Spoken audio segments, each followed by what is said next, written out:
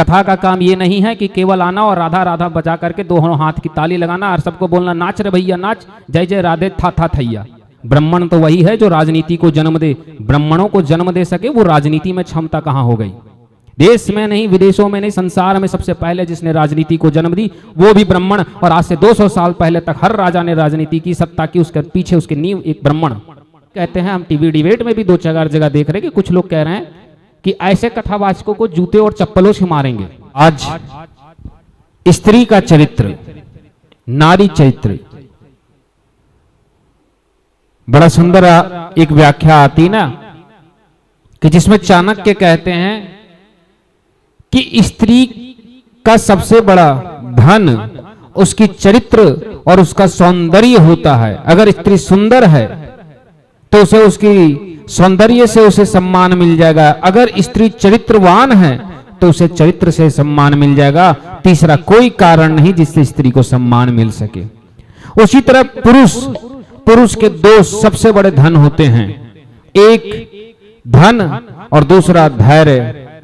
अगर धैर्यवान और धर्मात्मा पुरुष है तो उससे उसे समाज में सम्मान मिल जाएगा, या फिर वह धनवान है तो वह से समाज में सम्मान मिल जाएगा। कभी किसी गरीब पुरुष को समाज में सम्मान ये कहकर नहीं मिलता कि लड़का बड़ा सुंदर है इसलिए उसे बेटी दे दो। इसलिए स्त्री पर चरित्रता, स्त्री की चरित्र की ही व्याख्या सबसे ज्यादा शास्त्रों में किया गया है कि स्त्री को कभी भी अपने चरित्र से नहीं डगमगाना चाहिए।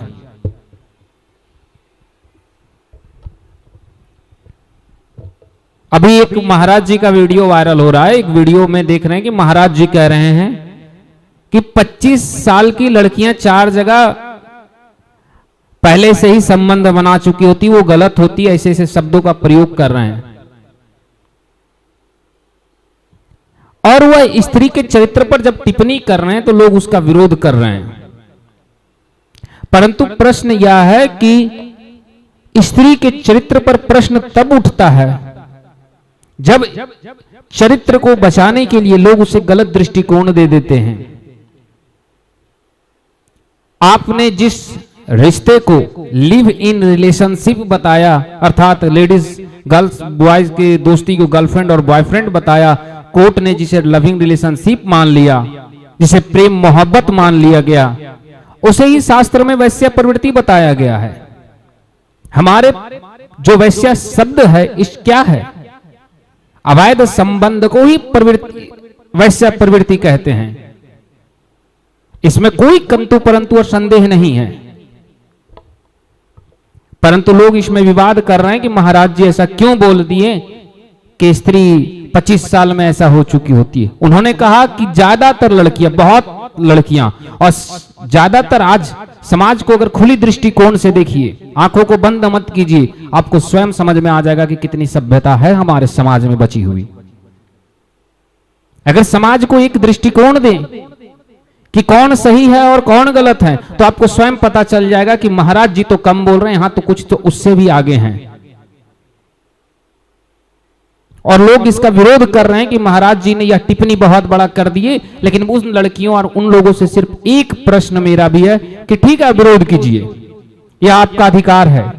इसी उत्तर प्रदेश में एक मौलाना पकड़ाया गया है जो लड़कियों को बहलाता है, फुसलाता है, उसका धर्मांतरण करता है, स्त्रियों को अपने प्रेम जाल में फंसाने के लिए 15-15 लाख एक युवाओं को बांट रहा है। बताइए कितनी लड़कियां सड़क पर उतरी। दैट्स मीन्स कि सिर्फ महाराज जी एक सनातनी हैं, एक हिंदू हैं, तो उन्हें टारगेट कर लो। माना कि हमारी 100 विवाद आपस में हो सकती है, लेकिन एक बात याद रखिएगा, वो उनको इतना सॉफ्ट टारगेट इसलिए बनाया जा रहा है क्योंकि वो हिंदू हैं। आप सड़क पर उतर कर दिखाइए उस मौलाना के विरुद्ध में, तो आपकी हेकड़ी निकल जाएगी, आपकी जुबान ऐसे सिल जाएगी। आप, मैंने उत्तर प्रदेश के लखनऊ की गद्दी से लेकर पटना की गद्दी तक देख लिया, सारे महिला सम्मानवादी मुंह में उंगली डालकर ऐसे बैठे हैं जैसे दूध दही जम जाए और उसमें कीड़े लग जाएं तो हम फेंक देते हैं। मैं इस पर तो कुछ बोलना ही नहीं चाहता था, लेकिन जब समाज में ऐसे संतों को टारगेट करोगे, ऐसे प्रवक्ताओं को टारगेट करोगे, वो सत्य नहीं कहेंगे तो क्या कहेंगे? हम क्या कहें कथा में कि सब कुछ सही है, नाचो गाओ ऐश करो मौज करो दारू पियो जुआ खेलो, that's mean everything is right. हमारा उसमें कोई कल्चर से लेना देना ही नहीं है। हम अपनी संस्कृति का प्रचार करने के लिए व्यास पर बैठते हैं। अगर इसके बीच में किसी को अपमानित लगता है तो आपको लगे, हमें उससे कोई फर्क नहीं पड़ता, हम कहेंगे, बिल्कुल डंके की चोट पर कहेंगे कि जो स्त्री चरित्रहीन है उसे ही शास्त्र में वैश्या प्रवृत्ति कहा गया, हम उसे वैश्या के दृष्टिकोण से देखते हैं। अगर आपको संदेह है, समस्या है तो मत देखिए, हमें छोड़ दीजिए। समाज को सुधारने आएंगे तो समाज की बुराइयों को लाना ही पड़ेगा सामने। और अब वे लोग विरोध कर रहे हैं जो लोग ये कहते हैं कि बुर्का सही है। अरे चाणक्य कहते हैं कि चरित्रहीन स्त्री के गर्भ से कभी भी धर्मात्मा और वीर पुत्र का जन्म ही नहीं होता है। अगर स्त्री चरित्रहीन हो जाए, अगर स्त्री गुणहीन हो जाए तो उसके गर्भ से केवल नपुंसक बहती कायर पुत्र ही जन्म लेता, अधर्मी और दुष्ट पुत्र जन्म लेता है। तो क्या कहें, हम इसे कहना छोड़ दे?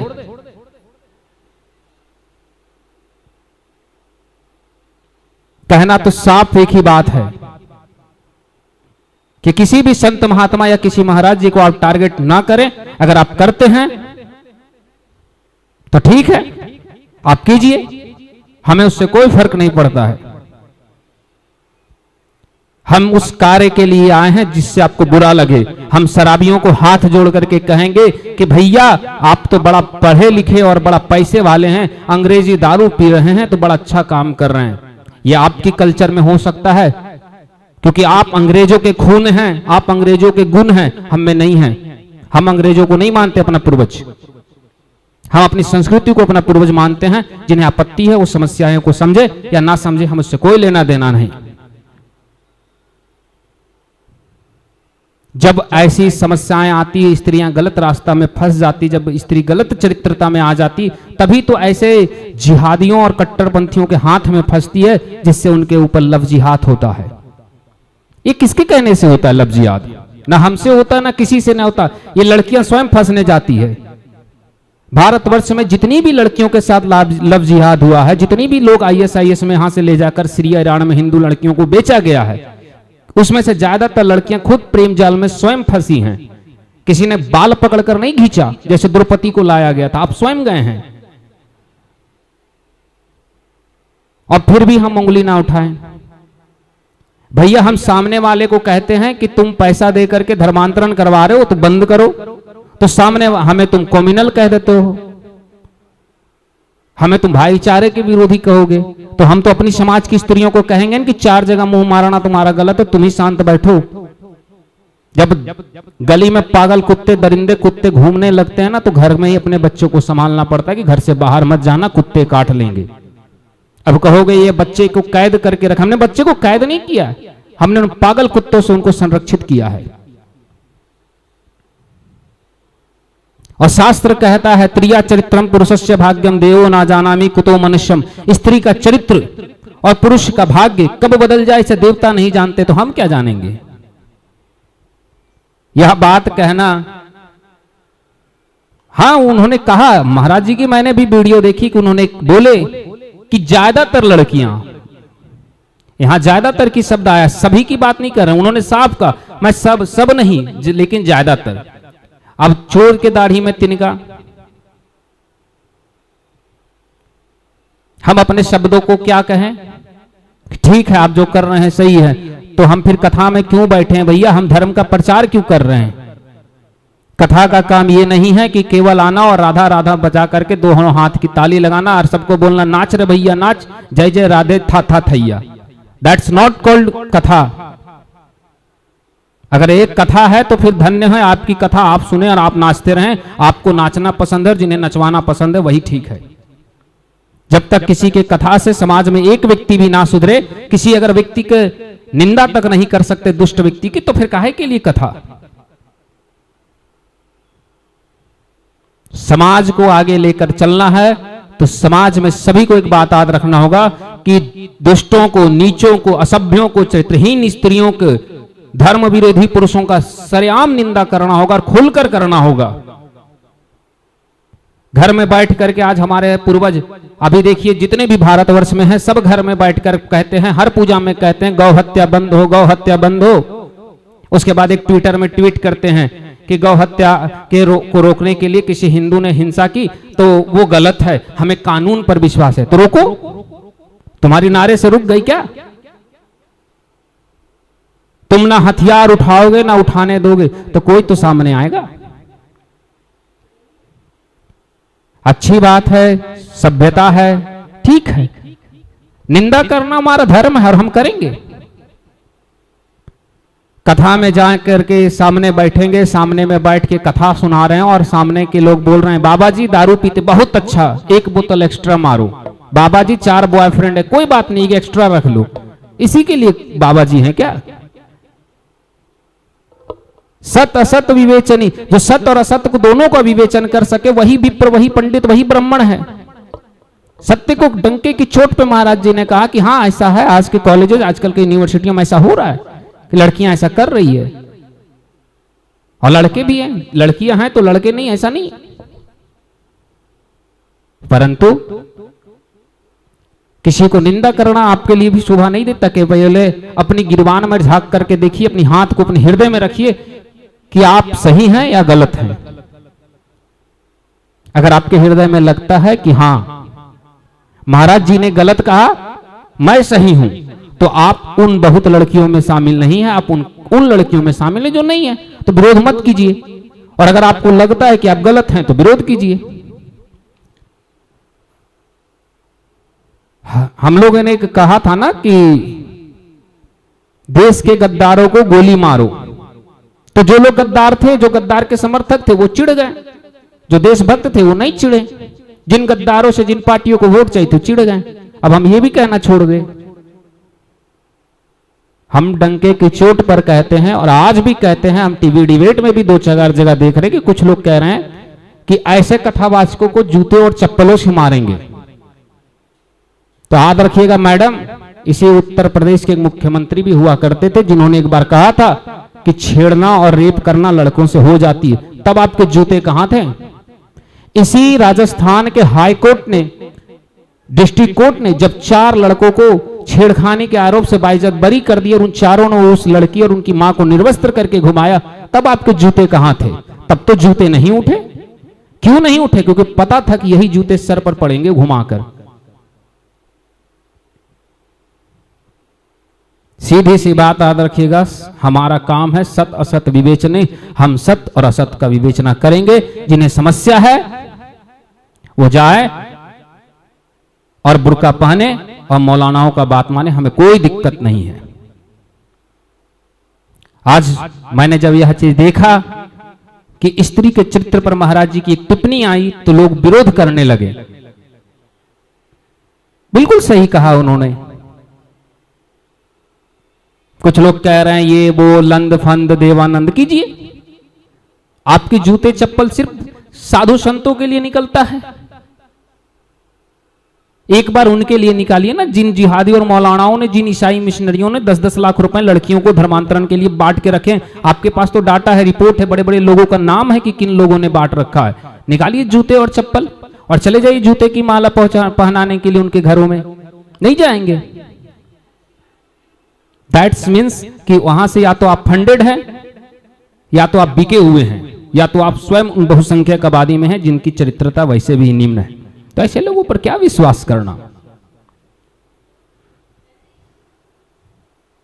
खैर, आज मैंने इस विवाद को जब देखा कि महाराज जी के इस विवाद पर कि 25 साल तक की लड़कियां 4 जगह मुंह मार लेती है, ये कहने का विवाद बढ़ गया, तो मुझे अंततः ऐसे शब्दों का प्रयोग करना पड़ा। वरना मुझे वैसे भी हमारा एक काम है। कुछ लोग कहते हैं कि राजनीति में हमें नहीं कहना चाहिए। ब्राह्मण तो वही है जो राजनीति को जन्म दे। ब्राह्मणों को जन्म दे सके वो राजनीति में क्षमता कहां हो गई? देश में नहीं, विदेशों में नहीं, संसार में सबसे पहले जिसने राजनीति को जन्म दी वो भी ब्राह्मण। और आज से 200 साल पहले तक हर राजा ने राजनीति की, सत्ता की, उसके पीछे उसके नींव एक ब्राह्मण। इसलिए राजनीति तो कहना, राजनीति चलाना, देश चलाना हमारा जन्मजात अधिकार, हमारा कार्य है। इसलिए धर्म और अधर्म पर टिप्पणी करना हमारा उत्तरदायित्व और हमारा धर्म है। ना इससे हमें कोई रोक सकता है और ना कोई पैदा हुआ है जो आने वाले सदियों तक हमें रोक सकता है। जैसे हमने आज स्त्री पर भी कहा है, हम आने वाले समय में यह भी कहेंगे कि गौ हत्या या तो तुम बंद करो या तो फिर तुम्हें उसी तरह सजा देंगे जैसे गौ, तुम गौ को मारो हम तुम्हें मारेंगे। बस मेरी एक ही बात है, अगर युद्ध छेड़नी है तो बीच मैदान में आकर छोड़ो। चौराहे पर बैठ करके भौंक लेना 10 लोगों की झुंड लगा करके, इसे जंग नहीं कहते, इसे भौंकना कहते हैं।